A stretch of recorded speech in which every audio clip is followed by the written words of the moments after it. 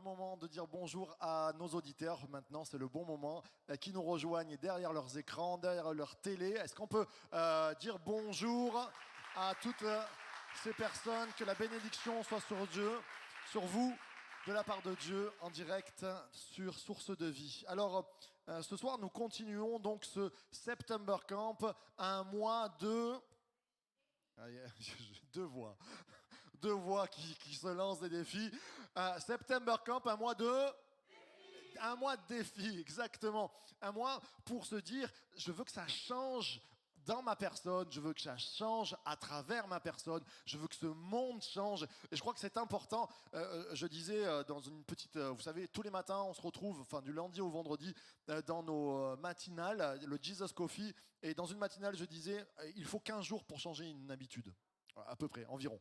Donc, pour prendre des bonnes habitudes, c'est-à-dire reprendre notre vie en main peut-être laisser des addictions, peut-être changer de caractère, eh bien en 15 jours c'est jouable. Et je crois qu'il y a des transformations juste extraordinaires qui sont en train de prendre place. Et je remercie Dieu pour ce qu'il est en train de faire dans mon cœur, dans nos cœurs et dans le cœur de l'Église Source de Vie. Et il y a beaucoup de témoignages qui sont venus nous voir pendant ces 2 semaines qui se sont écoulées. Et comme je disais, des témoignages de bénédiction intense, des témoignages avec les larmes dans les yeux. Il y a une sœur pour qui on a prié simplement, un calcul rénal est descendu juste après la simple prière. Dieu peut délivrer des calculs rénaux, vous le croyez?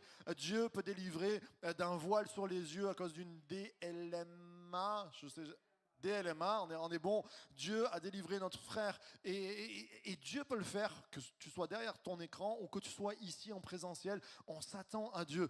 On a enlevé la masse, j'ai enlevé la masse.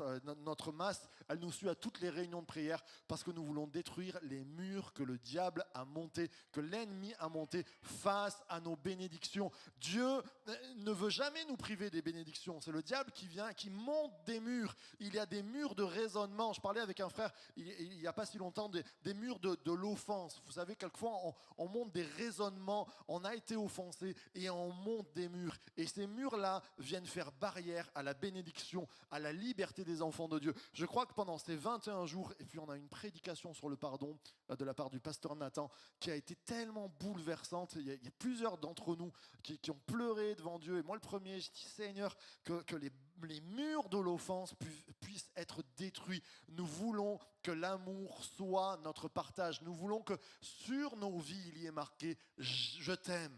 Je t'aime. Que les gens puissent lire dans vos yeux, je t'aime. Que les gens puissent lire dans vos actes, je t'aime. C'est ça l'Église Source de Vie, une Église qui s'engage à aimer son prochain. Amen. Et je crois qu'on veut continuer, nous voulons continuer. Nous avons eu 2 défis qui sont passés. Le premier défi, vous vous rappelez, que je vous ai lancé, la première semaine, c'était... Là, je vous prends comme ça. C'était le premier défi que nous vivons tous les jours à 19h. Prier, tout simplement, le premier défi. C'est à ça que l'humilité d'un prédicateur se trouve toujours quand tu demandes aux personnes qu'est-ce que tu as retenu de la prédication. Tout le monde te dit oh, c'était génial. Et tu as retenu quoi? Amen. Amen, c'était bon, c'était bon. Prier, premier défi, réapprendre à prier. Quelquefois, nous prions, mais nous ne voyons pas l'exaucement. Nous voulons qu'à chaque réunion, ressentir la présence de Dieu. Nous voulons voir des exaucements. Ce n'est pas prier pour prier, c'est prier pour gagner, prier pour être victorieux, prier pour briser, prier pour réparer, prier pour restaurer. Alléluia, ce premier défi qui s'engage. Et je compte sur vous, là, c'est la dernière semaine. C'est plus les réunions le soir, ça va être le matin, à 6h30. Ça va picoter, je sais. Alors, normalement, si vous êtes des retraités, vous n'avez aucun droit de nous dire « Oh non, je ne peux pas être là ». À moins que, je ne sais pas, vous alliez en discothèque tous les soirs. Mais c'est bon aussi de réveiller l'aurore. Vous savez, il commence à faire nuit, il fait nuit à 6h30. Et nous commençons et nous louons le Seigneur, nous disons Seigneur Jésus, ensemble, nous venons réveiller l'aurore sur Fréjus Saint-Raphaël. Nous voulons réveiller l'aurore, que ta lumière soit sur nos vies, sur la vie de ceux que nous aimons, sur la vie de nos voisins. Et je crois que ce n'est pas sans effet. Il nous est dit que toutes nos prières sont comptabilisées par Dieu. Alors priez, on s'engage. Et cette semaine, ça va être tous les... Alors, juste pour vous dire, mardi soir, il n'y aura pas de réunion parce que tous les matins à 6h30, nous serons là.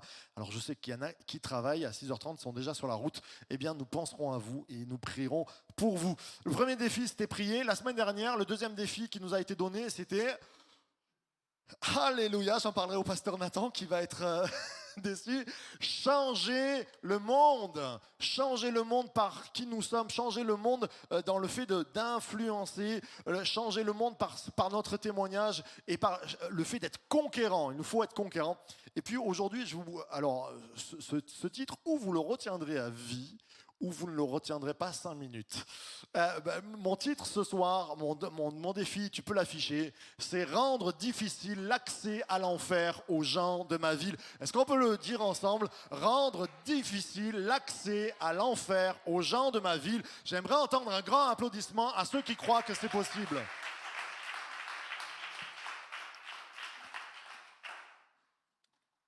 Notre défi numéro 3. Alors vous savez que nos défis, quand je vous ai parlé du défi de la prière, je vous ai invité à rendre ce défi applicable avec des réunions de prière.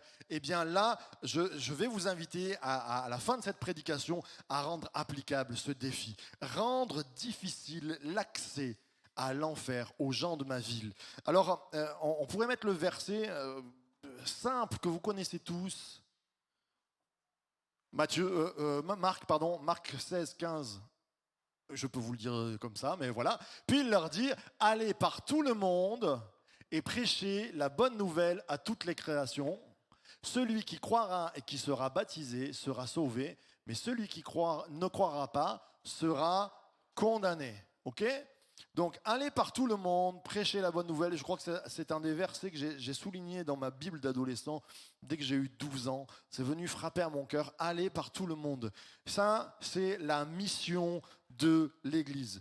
Nous avons une mission qui nous a été donnée. Ce n'est pas le devoir de l'Église. Je crois que nous avons nous avons des commandements. L'Église a des commandements. Quels sont les 2 commandements de l'Église? Ce soir, je vous prends là. Waouh, ça décoiffe là. Les 2 commandements? Non. Alors avec les masques, c'est compliqué. Hein? Non. Alléluia. Aimer Dieu de tout ton cœur, de toute ta force, de toute ta pensée, de tout ton porte-monnaie. Non, pardon. Pas du porte-monnaie quand même. Aimer Dieu de tout son cœur. Ça, c'est notre premier commandement. Quel est le deuxième commandement qui lui est semblable? Aimer son prochain. Ça, c'est nos commandements. Après, nous avons 4 piliers à l'Église. On en parle souvent. Quels sont les 4 piliers de l'Église? La fraction du pain, Jésus dans tout ce que nous faisons, l'enseignement, c'est dans Acte 2, hein, c'est simple, hein, c'est pas moi qui l'invente, aimer l'enseignement, aimer la parole de Dieu, prier, être ensemble, et puis le dernier qu'on oublie souvent en fait, la communion. Alors souvent quand on parle de communion, on dit « Ah, c'est prendre la Sainte Seine, la communion ». Du tout, puisqu'il nous est parlé de la fraction du pain juste avant. Le pilier de la communion, passer du temps ensemble. Jeunes et vieux se critiqueront ensemble. Jeunes et vieux se disputeront ensemble. C'est pas ça la réalité de l'Église souvent? Mais souvent c'est comme ça. Seigneur, quelquefois j'entends des choses qui disent « Ah, moi dans mon église c'est comme un village, on parle sur un tel. » Moi je dis dans mon église, jeunes et vieux se réjouissent ensemble. Jeunes et vieux se prennent par la main et disent « Nous allons aller de l'avant. Nous sommes différents, nous avons un âge différent, nous avons une culture différente. » Mais nous sommes en communion parce que Jésus nous a changés, transformés. Et comme je dis souvent, je suis souvent touché et je reconnais la grandeur d'un homme ou d'une femme de Dieu à la demande de pardon qu'on peut se faire. Moi, il y a des personnes dans l'église quelquefois qui ont passé 70 ans, qui m'ont regardé dans les yeux et qui m'ont dit « Je te demande pardon ». C'est juste, ça a touché mon cœur et je me dis « Seigneur, c'est ça la communion ». Parce que, en fait, c'est simple, hein, vivre ensemble quand tout va bien, tout le monde sait le faire. Hein. Mais vivre ensemble quand, on n'est plus d'accord, vivre ensemble quand c'est un petit peu moins bien, c'est là qu'on reconnaît l'arbre à son fruit et notre vie de chrétien. Et je crois que c'est bon, ces 4 piliers. Alors les 2 commandements, les 4 piliers, on en a parlé, on en a prêché, mais nous avons une mission. La mission, simplement aller par tout le monde prêcher la bonne nouvelle. Savez-vous que vous êtes missionnaire? Nous sommes tous des missionnaires. Alors tu peux te retourner vers ton voisin, devant, derrière, et lui dire, tu es un missionnaire de l'Éternel. Même avec le masque, ça peut se dire, allez, on se retourne. Marco, tu l'as pas dit, je ne l'ai pas vu.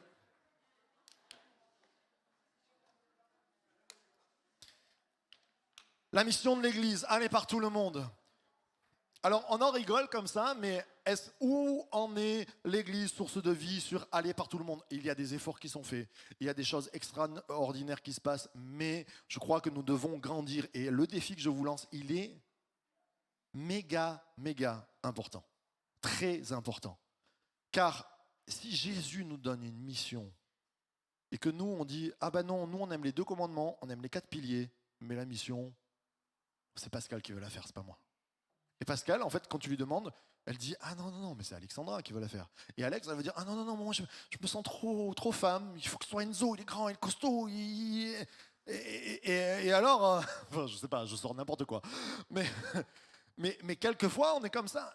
Où en sommes-nous, personnellement, Église Source de Vie ou Marc Ambrosio, dans la mission? Aller par tout le monde. Et je crois que c'est important que nous puissions réaliser ça, parce que Jésus nous donne cette mission, cet ordre de mission, à nous de le prendre en compte. Alors, ce soir, on va parler d'enfer.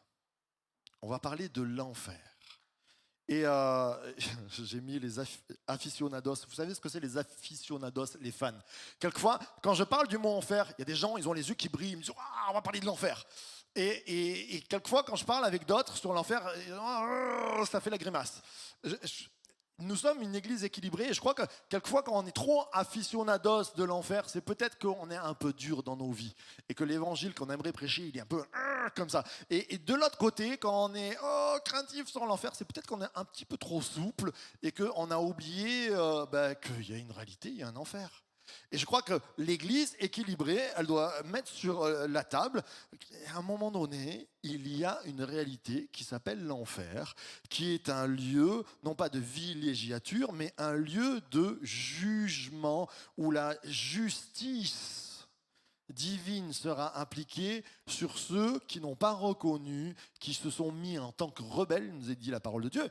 Et ce lieu, il nous est dit que c'est un lieu où le feu ne s'arrête jamais, où le ver, des choses atroces, et on sent que vraiment un lieu de souffrance, un lieu qu'on a envie d'éviter tous. Et certains, quelquefois, me disent, et peut-être que tu te poses la question, là tu te dis, ah, on va parler de l'enfer, peut-être que tu es de l'autre côté, tu n'aimes pas parler de l'enfer. Je crois qu'il faut être équilibré, comme je disais, ni à l'excès se réjouir. Moi, j'ai connu des prédicateurs, ils prêchent l'enfer toutes les 2 minutes.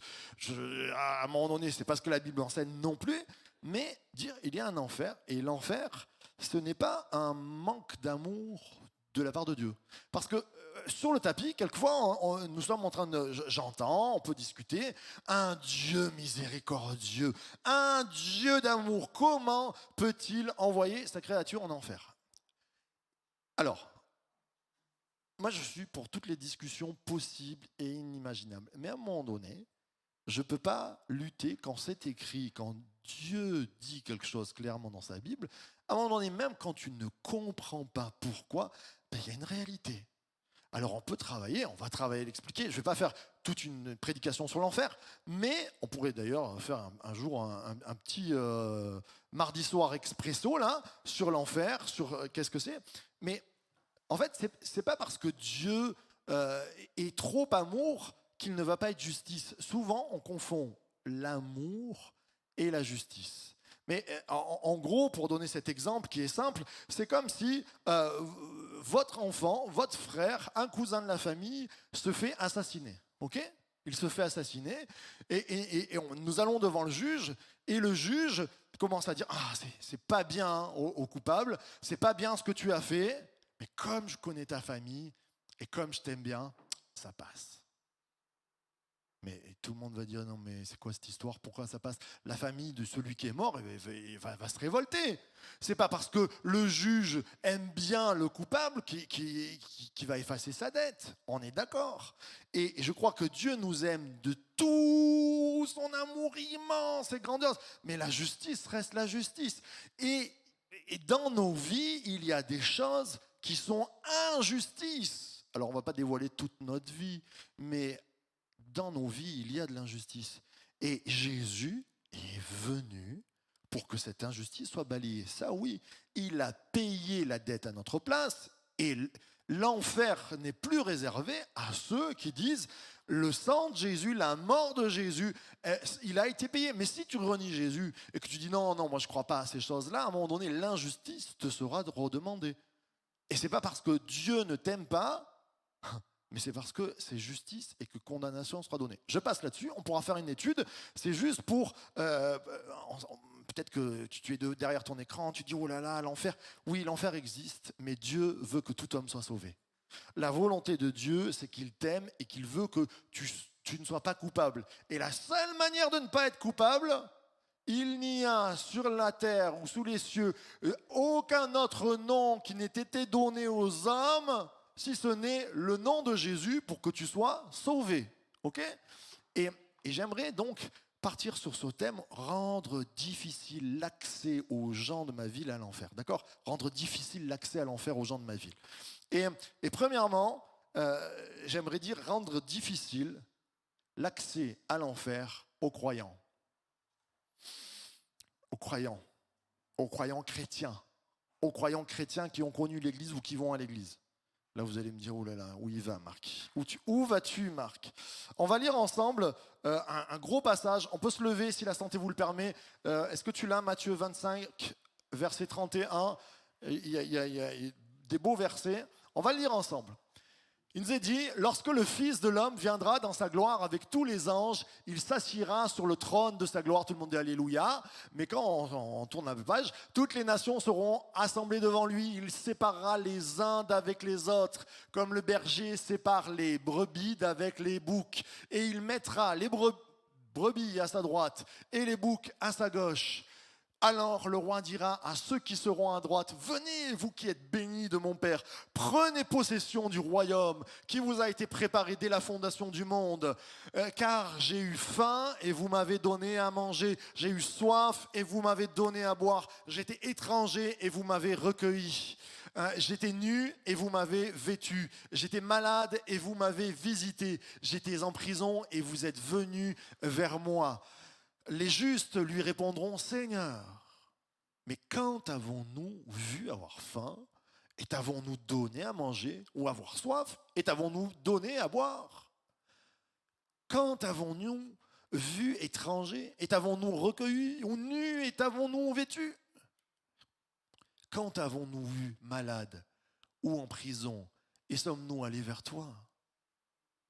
Et le roi leur répondra, je vous le dis en vérité, toutes les fois que vous avez fait ces choses à l'un de ces plus petits de mes frères, c'est à moi que vous les avez faites. Et ensuite, il dira à ceux qui seront à sa gauche, retirez-vous de moi, maudits, allez dans le feu éternel qui a été préparé pour le diable et pour ses anges. Amen. Vous pouvez prendre place. Amen, ça veut dire c'est vrai. Alors on finit sur une touche qui picote un petit peu. On reprend ce texte. Il y a le roi qui parle, il y a une parabole, il y a Dieu qui parle au travers de la bouche de Jésus et il dit voici, il y aura un jugement un jour dans Matthieu 25, vous pouvez le relire, et ce jugement dira voici, rentre dans le bon côté, il séparera les brebis et les boucs. Tu peux te tourner vers ton voisin et dire, es-tu une brebis ou es-tu un bouc? Peut-être ce soir. À l'odeur, peut-être quelquefois ça se reconnaît, je ne sais pas. Non. Il vaut mieux dire à son voisin, tu sens la brebis que tu sens le bouc.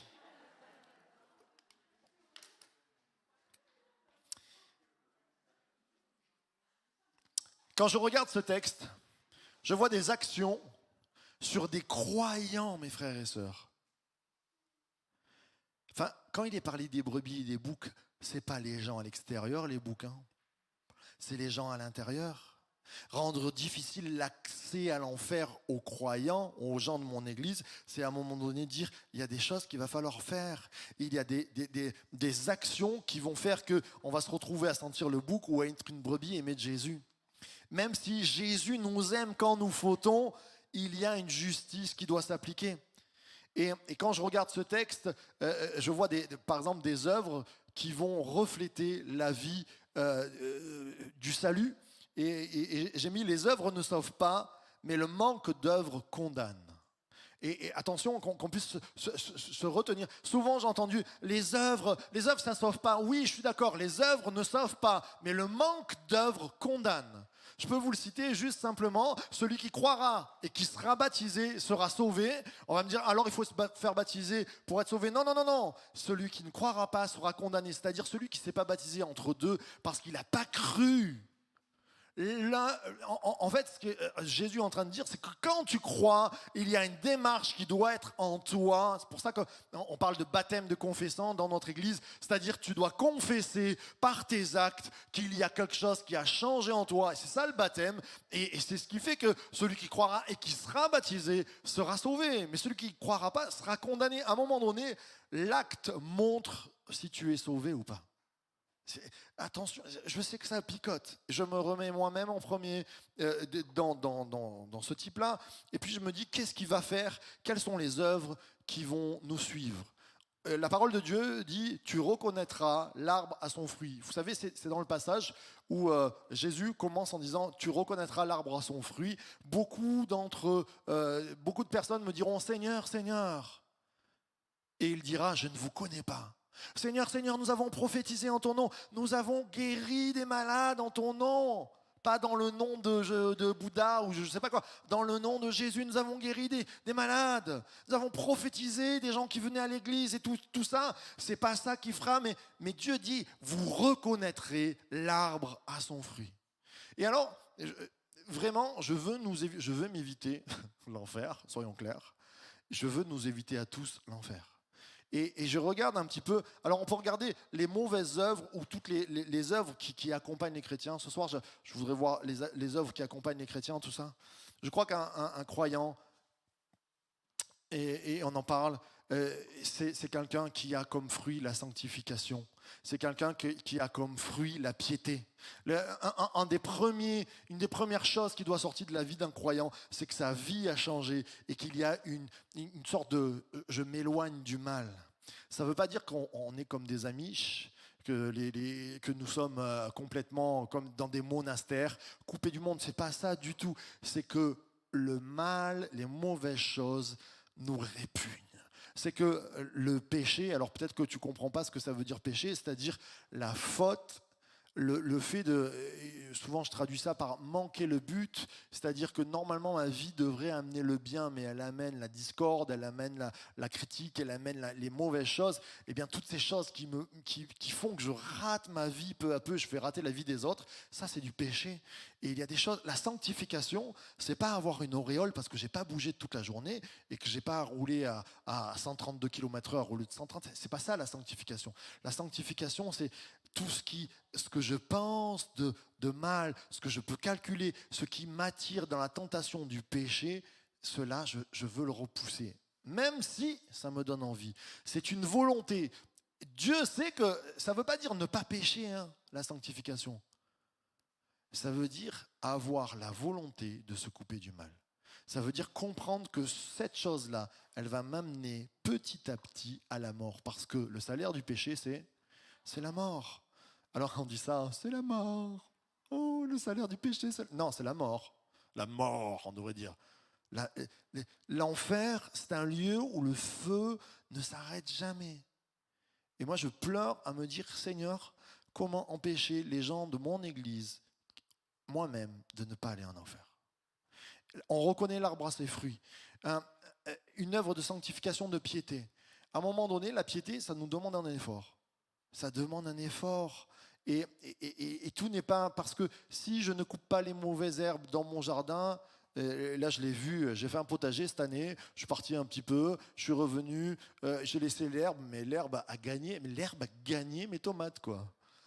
Je dis, mais c'est pas possible que l'herbe puisse gagner autant de terrain. Normalement, l'herbe, c'est comme ça, mais ça peut pousser plus haut que les tomates. Hein. C'est extraordinaire. Mais dans notre vie de foi, c'est exactement pareil. Si tu te laisses aller, si tu n'as pas de piété, le fruit.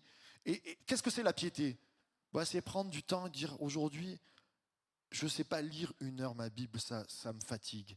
Mais je vais peut-être commencer par un verset, parce que je crois que Dieu m'a donné la Bible pour que je sois nourri. C'est peut-être me dire, je n'allais pas souvent à l'église, peut-être même ça me fatigue d'aller à l'église, mais je crois que de vivre en communion avec mes frères et sœurs, c'est ce que tu veux. Je vais m'engager, me discipliner à faire ça. Et une vie de sanctification, vous vous rappelez, ça veut dire sanctification, c'est pas l'auréole, c'est mise à part. Être mis à part, ça veut dire que je suis précieux, je coûte la vie de Jésus quand même. Je coûte la vie de Jésus à la croix. Je coûte Jésus qui monte, qui dit, ils sont coupables. Marc Ambrogio, il est coupable. Eh bien, je monte à la croix pour que Marc Ambrogio soit sauvé. Et quelquefois, on est tenté de faire des bêtises. On est tenté de...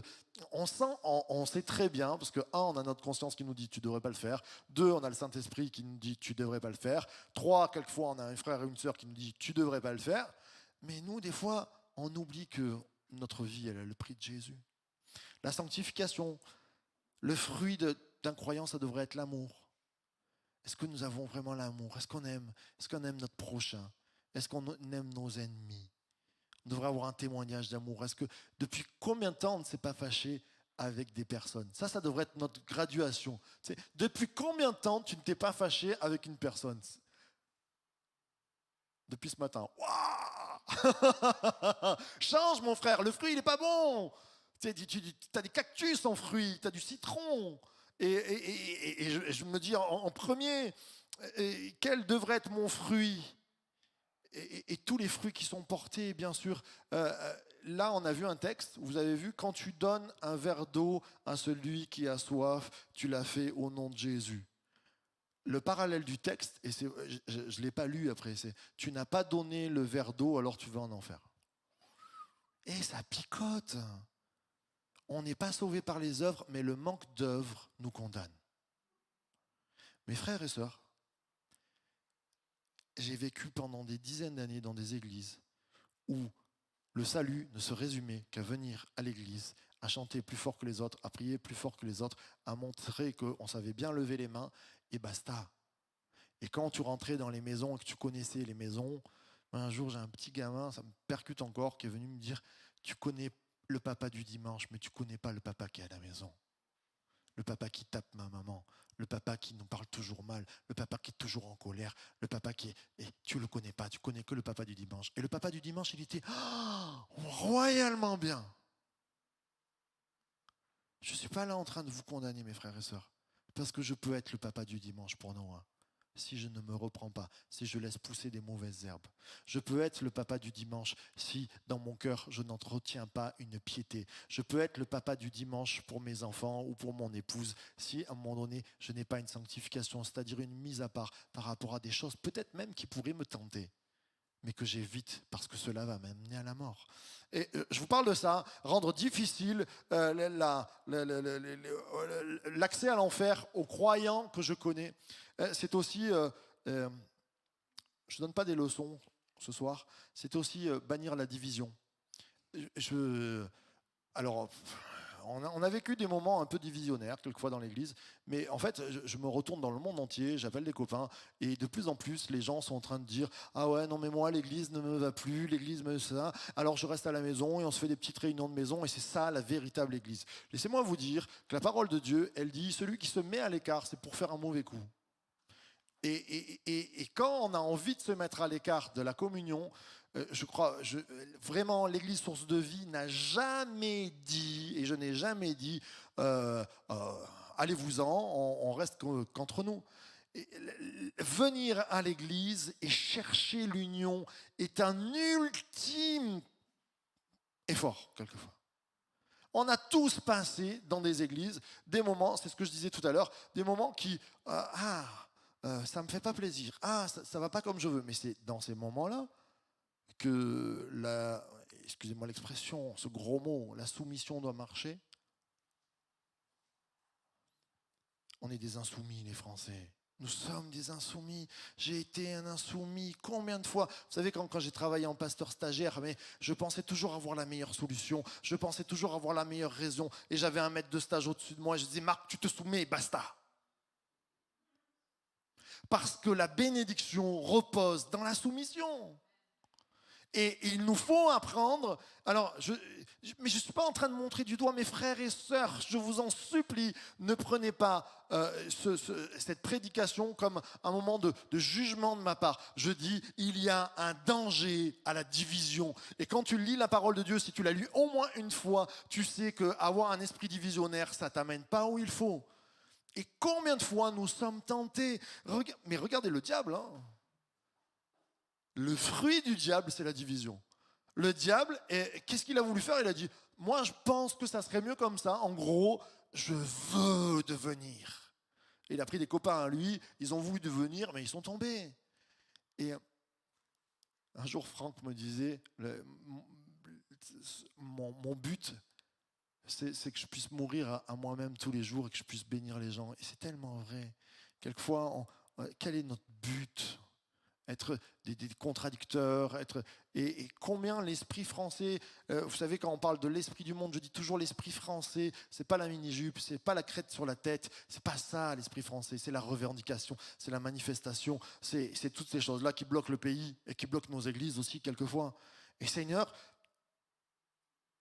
Jésus est mort pour nous, pour que nous ne soyons pas des boucs, mais des brebis. Et le chemin, vous savez, moi, je suis triste quand des gens rentrent dans des difficultés comme cela.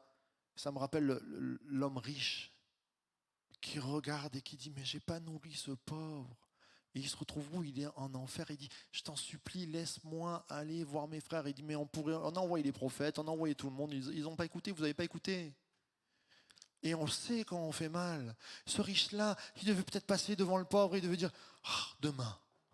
Ah, demain, je remettrai. Il n'a pas mis son application. Ce gars-là, il se retrouve en enfer. Et c'est super triste. On le lit souvent comme ça, mais on sent qu'il est en galère et qu'il est triste. Et il a peur que les autres viennent. Et moi, j'ai peur de tout mon cœur qu'un seul d'entre nous soit en enfer. C'est pas mon but. Et même si on a pu se prendre la tête, et vous savez, pendant ce jeûne et prière, je priais, je disais, Seigneur, de tout mon cœur, même les gens avec qui je me suis écharpé quelquefois sur de la doctrine, sur des façons de penser, je me dis, Seigneur, de tout mon cœur, je veux qu'ils soient sauvés. De tout mon cœur, je veux qu'ils rentrent au paradis. Parce que quel est ton fruit? Et à ton fruit, on reconnaîtra si tu es un bouc ou si tu es une brebis. Et la finalité, elle n'est pas rigolote. Et je passe là-dessus, mes frères et sœurs. Mais vraiment, vous savez, l'enfer et la repentance sont aussi pour les croyants. Parce que je le vois, le monsieur riche, là, c'est un enfant d'Israël, c'est un croyant. Il connaissait tout, il connaissait les prophètes. Il est en enfer. La repentance, métanoïa, ça veut dire je change de pensée. Elle est pour les croyants, la repentance. Regardez Pierre. Pierre qui va renier Jésus, il connaissait Jésus quand même. Hein. Il était né de nouveau, il y avait quelque chose, et pourtant, il a renié Jésus. Et heureusement, il n'est pas resté là-dessus. Il y a un deuxième homme qui est son copain, il s'appelle Judas. Judas, il suicide. Judas, il y a quand même une grosse chance qu'il ne soit pas au bon endroit, quoi. Alors, mes frères et sœurs, c'est vraiment un appel solennel. Il y a un défi qui nous est présenté. Et je vais continuer sur les autres défis. Je prends un peu de temps ce soir peut-être. Et se dire, Seigneur, je suis un croyant, mais quel fruit je porte? Et est-ce que je suis un bouc ou je suis une brebis? Et dans le défi que je vous lance, c'est aussi peut-être aller chercher, et moi je suis en train de travailler à cela, peut-être des frères et sœurs qui se sont fâchés. Et notre pardon, notre main tendue va faire qu'on va leur éviter l'enfer. Et je crois que nous avons des actions à rendre difficile l'accès à l'enfer aux croyants de cette ville. Je crois qu'il y a un peuple de croyants qui est plus à l'église peut-être qu'on connaît ou qu'on ne connaît pas, j'en sais rien, peut-être des gens qui ont été déçus, qu'on a rencontrés, eh bien à nous aussi d'amener l'amour et de dire je te veux avec moi au paradis, je te veux avec moi au ciel. Et vous savez, dans la Bible, il y a deux frères qui se battent, et c'est Caïn et Abel, et à un moment donné, Caïn tue Abel, et Dieu vient lui dire, mais où est Abel? Et Caïn va dire, suis-je le gardien de mon frère, comme avec une sorte d'impertinence. Et combien de fois nous sommes impertinents face aux dérives de nos frères? Combien de fois nous sommes impertinents face à des personnes qui se perdent? Et j'ai le cœur qui pleure parce qu'il y a des personnes qu'on a condamnées en tant que chrétiens, qui étaient nos frères et nos sœurs, et presque on se réjouirait qu'ils aillent en enfer. Et c'est une catastrophe. Et il y a une grande repentance qui doit prendre dans nos cœurs. Il y a de la repentance qui doit dire, Seigneur, je ne veux qu'aucun ne se perde. Ceux que tu nous as donnés, ceux que nous connaissons, nos enfants, nos frères. Et quelquefois, nous avons ces réactions hautaines de dire, mais suis-je le gardien de mon frère? Oui, Dieu nous demandera le sang de notre frère et de notre sœur. Et il y a une importance à revenir à ces choses-là. Je passe là-dessus, je ne veux pas être trop lourd ce soir. Rendre difficile l'accès aux croyants de cette ville, l'enfer. Rendre difficile aussi aux enfants prodigues. Rendre difficile l'accès à l'enfer aux enfants prodigues. On a des enfants que nous avions qui sont partis, qu'on a perdus à cause de nous ou pas à cause de nous. Et quelquefois, ces gens-là se sont juste perdus par la tentation, par des choses. À nous d'aller les chercher. Et vous savez, ce texte je l'appelle le père prodige face au fils prodigue. Et quand vous regardez, qu'est-ce qu'il se passe? On pourrait citer 3 points élémentaires du père prodige. C'est qu'il aime son enfant. Et deuxièmement, il aime son enfant. Troisièmement, il aime son enfant. Et nos enfants prodigues, là, on sait clairement, des fois on se raconte, tu sais, des fois on dit « Ah, mais il connaît bien sa Bible hein, quand même. Hein. » Mais non, mais soyons clairs, il n'est pas au bon endroit. Ah, il a été touché par Jésus. Ouais, il y a 10 ans déjà. Et là, tu regardes sa vie, il n'est pas du tout touché par Jésus.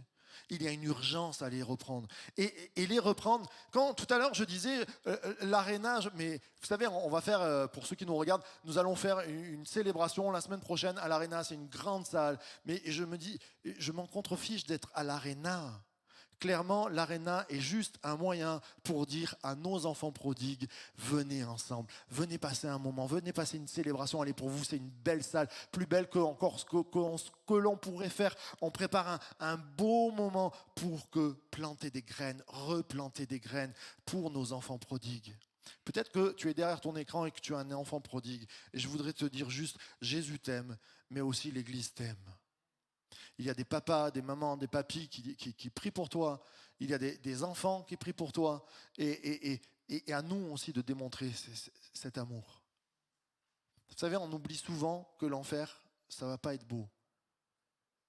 Des fois, on aimerait avoir une sorte de purgatoire, tu sais, en se disant « Ah oui, mais ça va passer. » Il n'y a pas de purgatoire, hein, ça n'existe pas. Ce n'est pas marqué dans la Bible, c'est un gros mensonge. Ça, c'est une des plus grosses catastrophes qu'on ait pu s'inventer. Juste qu'on va passer entre les portes, quoi. Mais ça ne va pas se passer comme ça. Et si on peut éviter l'enfer juste parce qu'on a supplié à nos petits-enfants ou à nos enfants de venir à l'Estérel Arena la semaine prochaine et qu'une graine va se planter, mais c'est juste extraordinaire. Il y a des moments avec l'Église Source de Vie que nous voulons préparer. Il y a des mains tendues comme l'épicerie de Zoé. C'est on va donner à boire à celui qui a soif, on va donner à manger à celui qui a faim. Eh bien, participez à l'épicerie de Zoé. Il y a des moments comme l'Estérel Arena où nous préparons un moment plus évangélisant. C'est notre défi du mois. Eh bien, ne venons pas seuls, je vous en supplie, amenez votre petit voisin, amenez quelqu'un, sauvez-le de l'enfer. Il y a des temps où il faut se lancer des défis et dire l'église de Source de Vie a peut-être été stérile pendant quelques années, mais Seigneur, nous voulons répondre à ta mission parce que nous ne voulons qu'aucun ne se perde. J'aimerais entendre un grand alléluia si vous croyez que Dieu veut que nous sauvions des gens. Amen. Rendre difficile aux enfants prodigues l'accès à l'enfer. Quand je regarde la parabole du père prodige ou du fils prodigue, ce que je sais, c'est qu'il n'a pas changé. Il n'a pas changé le papa dans le sens où il aime toujours son enfant et il a toujours des richesses. C'est pas parce qu'il a donné une part d'héritage au fils qu'il est plus riche.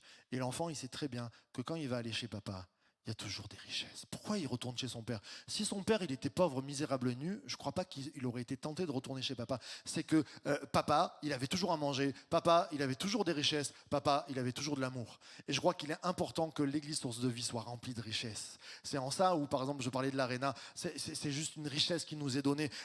C'est en ça que quand on fait des ateliers couture, nous sommes aux broderies, ou je ne sais plus trop, nous sommes une église qui amène de la richesse. De la richesse, c'est-à-dire il y a de la place pour tout le monde, pour apprendre, pour avoir de la communion, pour goûter combien Dieu est bon et combien notre cœur transpire la bonté. Hier, il y avait 50 jeunes qui étaient là. Ils avaient des carabines à plomb. Ils avaient enfin, il y avait des jeux, c'était waouh, je me suis dit, c'était super. Ça n'a rien à voir avec l'église des carabines à plomb. Mais ils n'étaient pas en discothèque, ils étaient là. Et quand Nathan il a pris le micro et qu'il a dit ben voilà, on vous bénit au nom de l'Éternel et qu'il a parlé, tout le monde l'a écouté. Et je me dis voilà, la graine elle est plantée. Et je termine à rendre difficile, troisième point, rendre difficile l'accès à l'enfer aux embryons. Quand je parle aux embryons, c'est qu'il y a des nouvelles naissances à venir et qu'il y a des enfants en gestation qui sont pas nés de nouveau. Je vais demander à Pascal de bien vouloir monter s'il te plaît. Et il y a autour de nous des gens qui n'ont jamais entendu l'évangile, des gens qui ne savent même pas ce que ça veut dire Jésus, ils croient que c'est un prénom espagnol à la mode, des gens qui comprennent rien à l'évangile, vous allez leur parler de la Bible, même pas ils ont envie de la lire. Et combien des fois on s'est trompé, tout à l'heure je parlais de l'enfer, je crois que l'enfer on devrait en parler plus aux croyants qu'aux non-croyants. Parce qu'on devrait faire comprendre aux croyants que l'enfer c'est grave. Mais quand tu attaques les non-croyants en disant « l'enfer est là et Jésus est venu pour te sauver », il ne sait même pas que Jésus est venu te sauver. Baisse un peu s'il te plaît dans les retours le piano, merci. Il ne sait même pas que Jésus est venu pour le sauver. Il ne connaît même pas Jésus. Il nous a dit « allez prêcher la bonne nouvelle ». Quand on prêche, après on peut penser différemment. Mais je ne prêche jamais l'enfer aux nouveaux. Je prêche qu'il y a un papa qui les aime. Je prêche qu'il y a un papa qui... Vous savez, l'enfer,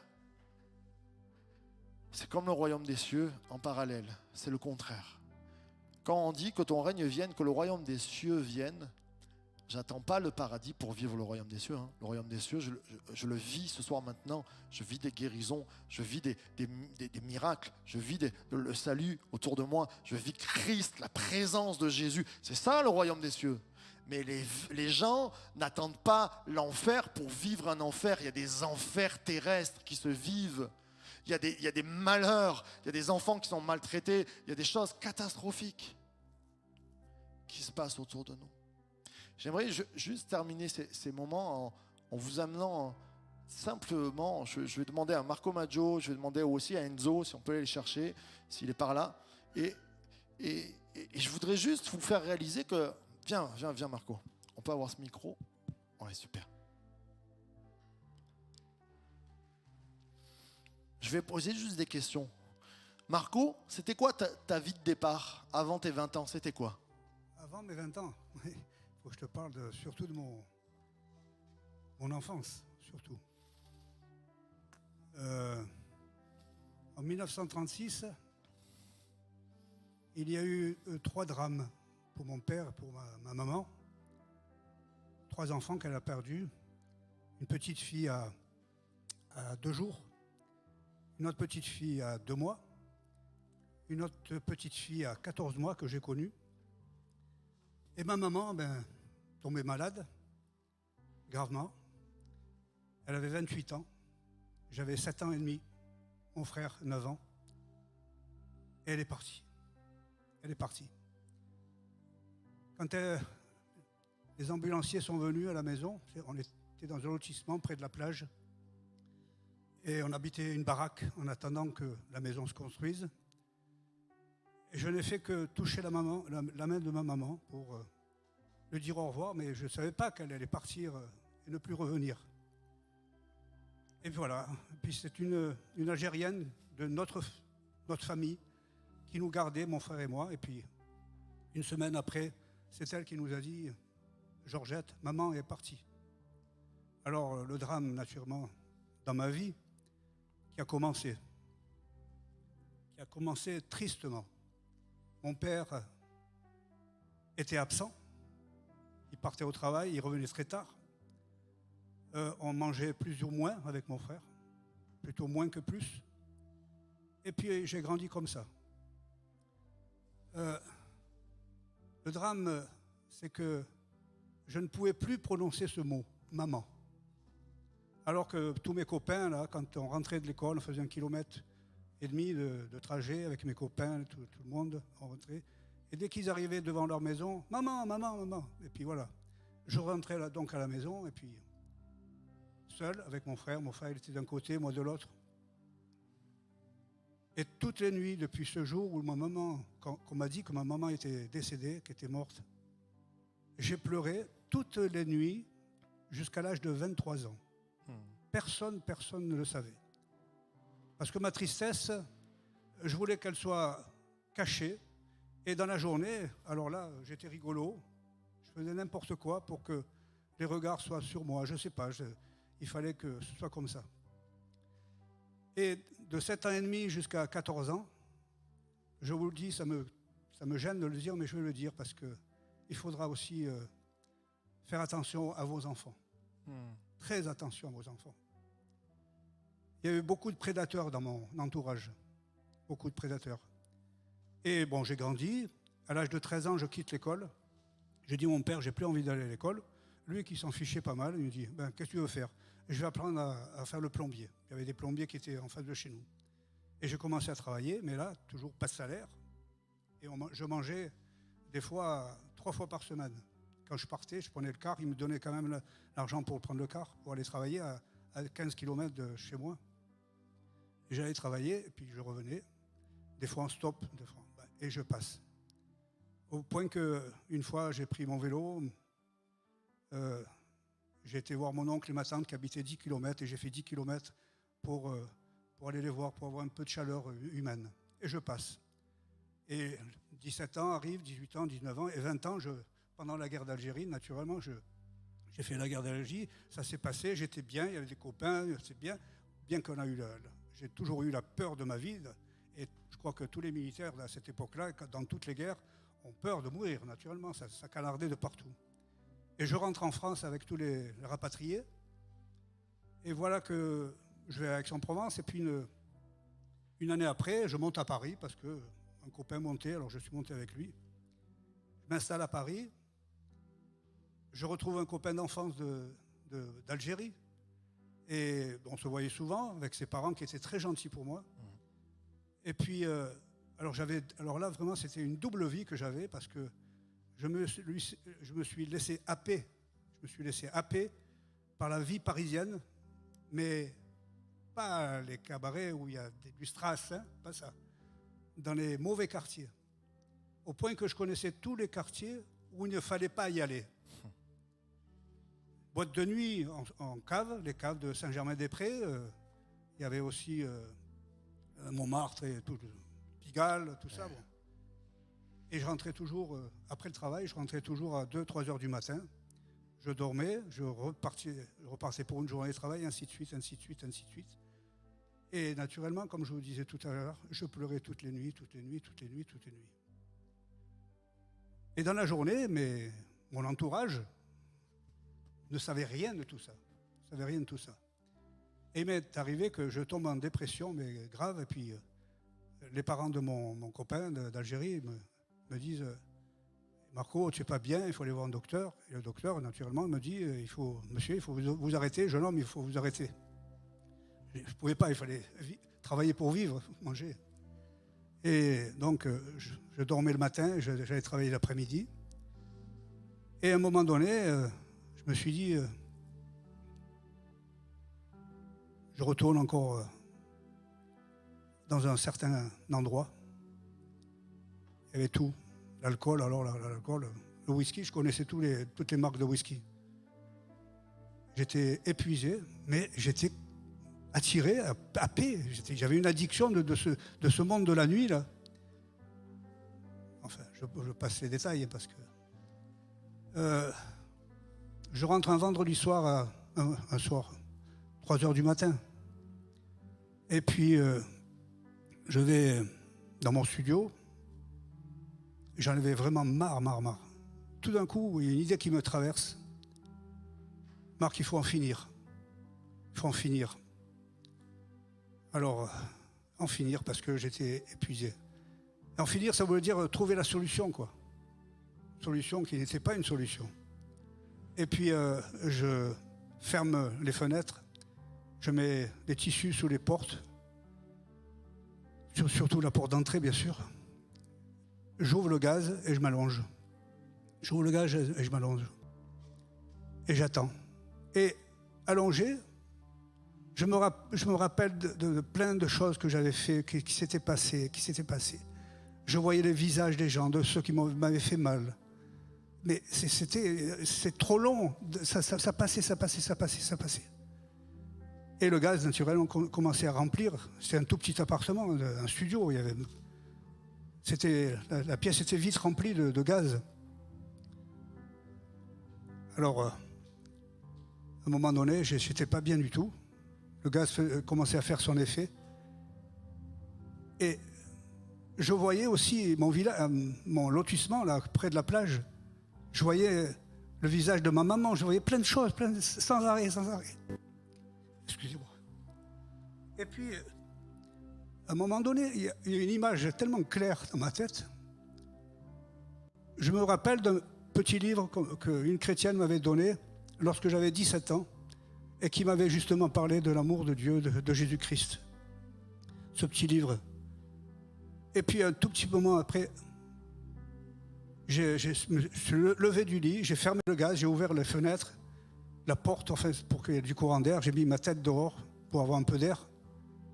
Et 2 ou 3 jours après, j'ai cherché dans mes affaires, j'ai trouvé ce petit livre. C'est un Nouveau Testament qui était là. Je vais un peu plus vite. Et puis, j'ai cessé de pleurer le jour où j'ai rencontré Gisèle.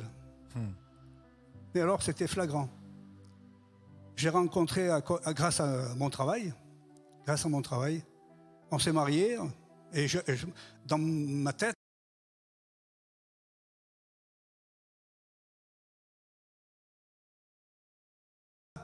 que je n'avais pas eu. Alors, on s'est mariés. Le Seigneur, je ne savais pas que c'était le Seigneur qui nous commençait à nous bénir. On a eu Sylvie qui a fêté ses 54 ans maintenant. Là. J'étais heureux, mais ma femme n'était pas au courant de ma vie. N'était pas au courant, j'avais honte de lui dire tout ce que j'avais fait. Vraiment honte. Et puis, il s'est passé des années, tout ça. Puis on est arrivé à déménager de Paris, on est arrivé à Aix-en-Provence. Pour, justement, le Seigneur m'attendait. Voilà. Amen. Si tu veux, je continue comme ça, sans question, je ne sais pas. Alors, on avait dit un contre-la-montre de 3 minutes. Je crois qu'on a trouvé. Mais tellement l'histoire. Moi, je veux juste te dire, si tu n'avais pas rencontré Jésus, aujourd'hui, qu'est-ce que tu as? Tu as une famille, tu as des enfants, tu as une femme, tu as des petits-enfants, c'est ça, hein? Oui, alors, bien sûr. Le 1er novembre 1974, le Seigneur m'a fait pleurer. Mais là, c'était pas pareil. C'était des pleurs de repentance parce que je voyais Jésus-Christ, la croix, après avoir entendu pendant une année l'évangile. Et je me voyais, moi, sale, pourri, vraiment. Et je me suis dit, ce jour-là, le 1er novembre 1974, Jésus-Christ est mort pour moi. Amen. Alors, naturellement, la semaine a suivi, puis après, c'était plus des pleurs, c'était des rires, c'était des joies, et puis la parole de Dieu, je la buvais comme je la bois en ce moment encore. Vraiment, c'était comme ça. Et ça fait combien d'années là? Ça fait Alors, plus de 40 ans. 47 ans. 47 ans. 47 ans 47 après. ans. Et ça, c'est... Amen. Oui, voilà. Donc, je fais rapide, parce qu'il y a Enzo qui doit venir, là. 47 ans où... Par la grâce de Dieu, la grâce de Dieu. Mais ces 47 ans-là, j'ai toujours été dans un sens direct, c'est-à-dire que l'amour de Dieu qui était déposé dans mon cœur par le Saint-Esprit, c'est ce Saint-Esprit qui m'a convaincu de péché, de justice, de jugement, et qui m'a fait comprendre que le pardon, c'était essentiel. Je suis rentré dans cette dimension de pardon. Et là, à chaque fois, il y a des confirmations. Je vieillis, mais il y a toujours des confirmations. Amen. Pardonnez, pardonnez, pardonnez. Pourquoi? Parce que Jésus-Christ est monté sur la croix pour dire uniquement ça. Je te pardonne. Amen. Voilà, je te pardonne. Waouh! Je veux juste vous faire réaliser un petit livre qui arrête un suicide. Un visage, un témoignage qui arrête un suicide. Une conversion, une rencontre avec Jésus qui enlève les pleurs. C'est juste extraordinaire. C'est peut-être ça qui va se passer cette semaine quand vous allez témoigner à quelqu'un. Juste, viens à l'aréna. Viens, accompagne-moi. C'est différent. Viens avec moi ou simplement donner un évangile. Ça va peut-être changer des vies. Enzo, toi, comment t'as commencé? T'as commencé en Suède, je crois. Il est suédois, Enzo. Oui, je suis suédois, oui. Non, je suis italien, comme vous verrez dans mon accent qu'il ne va pas partir.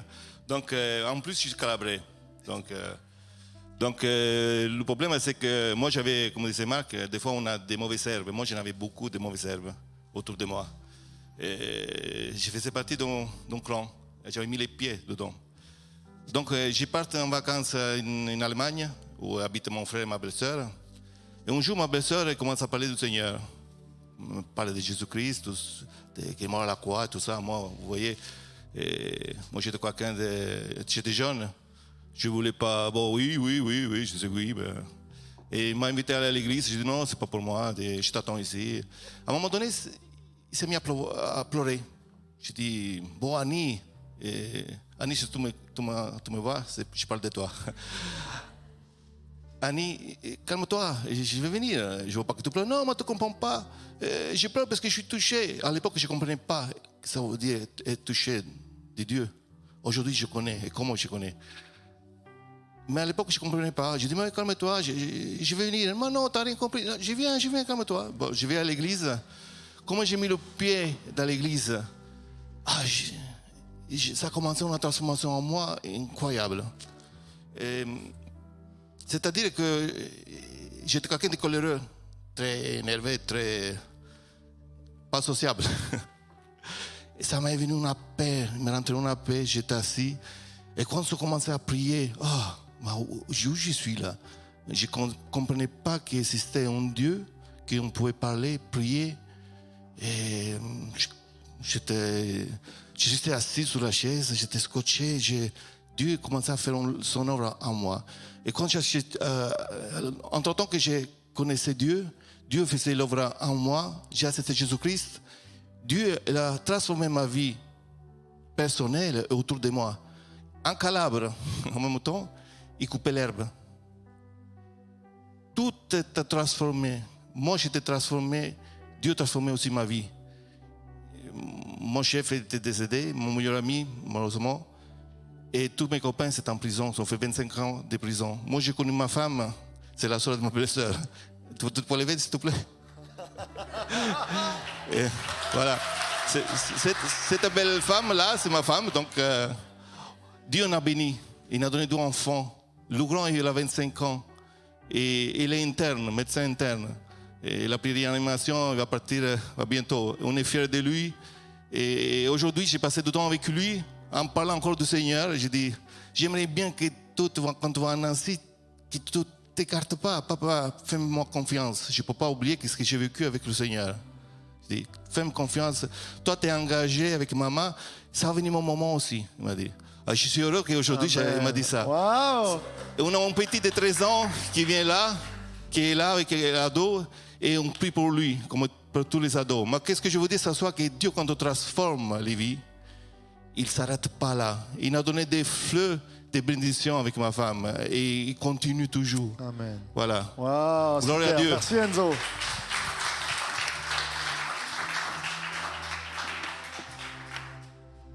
On termine ces moments et on va prendre la scène, on va prendre l'équipe de chant peut me rejoindre.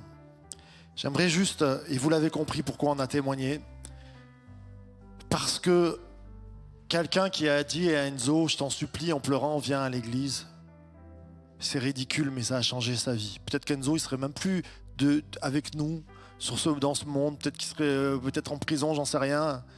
Dieu a changé sa vie. Ça fait de lui un pilier de l'église maintenant qui amène l'amour, où il n'y a plus de colère, c'est juste extraordinaire. Marco, il est là, on a fêté ses 80 ans. La mort n'a pas pu le prendre parce que Jésus en avait décidé autrement.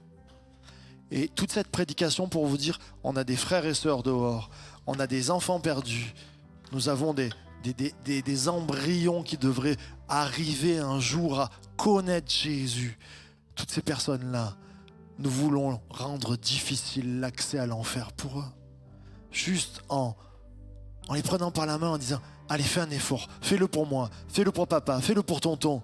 Viens avec moi à l'église, il va se passer quelque chose. Et il va se passer quelque chose. J'aimerais qu'on puisse se lever ensemble. Je vais demander à l'équipe de la Sainte Seine de venir.